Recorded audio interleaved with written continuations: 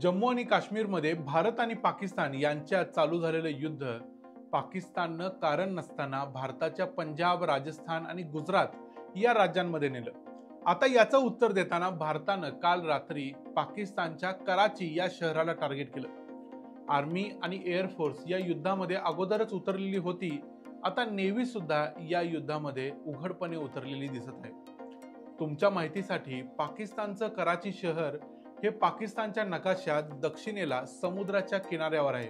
ते पाकिस्तानातलं एक अत्यंत महत्त्वाचं शहर असून त्याची तुलना भारताच्या मुंबई बरोबर केली जाते.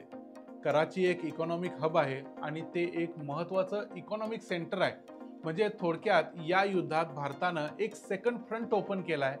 म्हणजे पाकिस्तानची जी ताकद आहे ती आता दोन दिशांना विभागली जाईल.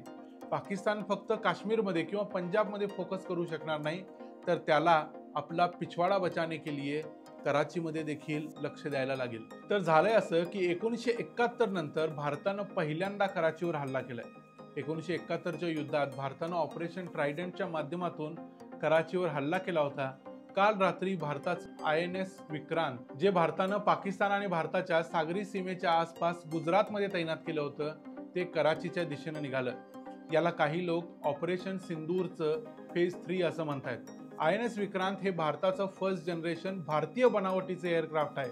हे एअरक्राफ्ट 43,000 टन वजनाचा असून एअरक्राफ्ट कॅरियर याचा अर्थ असा होतो की याच्यावर 30 पेक्षा जास्त फायटर जेट्स, कमाव हेलिकॉप्टर्स आणि इतर फायटर शस्त्र बसू शकतात. म्हणजे एक प्रकारे एअरबेस प्रमाणे हे वापरता येतं. इथून विमानं उडू शकतात आणि परत येऊ शकतात. याची दुसरी महत्त्वाची जमेची गोष्ट म्हणजे पाकिस्तानकडं अशा प्रकारचं एअरक्राफ्ट कॅरियर नाही.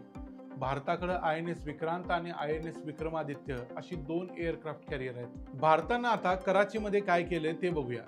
कराचीच्या नेव्हल बेसला काल भारतानं टार्गेट केलं. या कराचीच्या नेव्हल बेसमध्येच पाकिस्तानच्या नेव्हीची म्हणजे नौदलाची वेस्टर्न कमांड आहे. तिथले जे इंधनाचे साठे आहेत, जो दारुगोळाचे साठा आहे, तो टार्गेट करण्यात आला.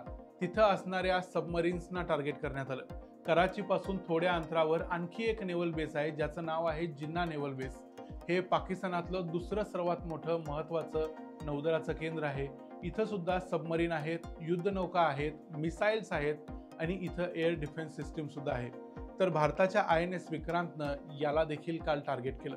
असं सांगितलं जातंय की भारत सध्या पाकिस्तानच्या ग्वादार या बंदरावर देखील लक्ष ठेवून आहे.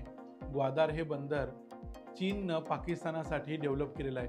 पण ग्वादार बंदरावरती भारतानं कोणत्याही प्रकारचा हल्ला केला नाही. भारतानं मिग फायटर जेट्स आणि ब्राह्मोस मिसाईल्स आणि इतर ड्रोन्सचा वापर करून फक्त कराचीवर काल रात्री हल्ले केलेले आहेत.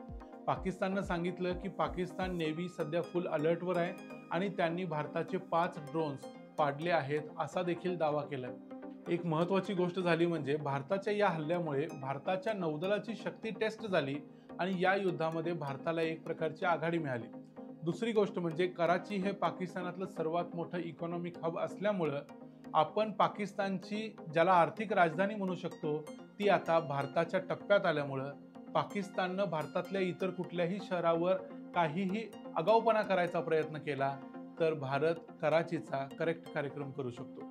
मगाशी म्हटल्याप्रमाणे भारताकडे 2 एअरक्राफ्ट कॅरियर आहेत, 17 सबमरीन आहेत. त्यात INS अरिहंत नावाची एक न्यूक्लिअर सबमरीन आहे. भारताकडे 10 डेस्ट्रॉयर आहेत. अशा प्रकारचे डेस्ट्रॉयर पाकिस्तानकडे अजिबात नाही.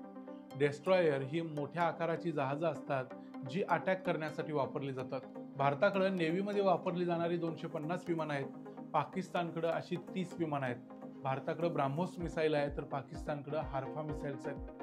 मगाशी म्हटल्याप्रमाणे भारताकडे जी न्यूक्लिअर सबमरीन आहे तशी न्यूक्लिअर सबमरीन पाकिस्तानकडे अजिबात नाही. त्यामुळे थोडक्यात काल भारताच्या नौदलानं या युद्धामध्ये सहभाग घेतला आणि पाकिस्तानमधलं महत्त्वाचं शहर आपल्या टप्प्यात आणलं. यापेक्षा आणखी बऱ्याच बातम्या मेन मीडियावरती सांगितल्या जात आहेत, पण त्याच्यावर सहज डायरेक्ट विश्वास ठेवता येत नाही जोपर्यंत त्या कन्फर्म होत नाहीत. कारण दोन्ही बाजूंनी अशा प्रकारचे मोठे मोठे दावे केले जातच असतात. त्यामुळे जास्तीत जास्त योग्य आणि बरोबर माहिती आम्ही तुम्हाला देण्याचा प्रयत्न करतोय. अशाच प्रकारची माहिती आम्ही घेऊन येत राहू. त्यासाठी तुम्ही पाहत राहा द मराठीवाना. जय हिंद.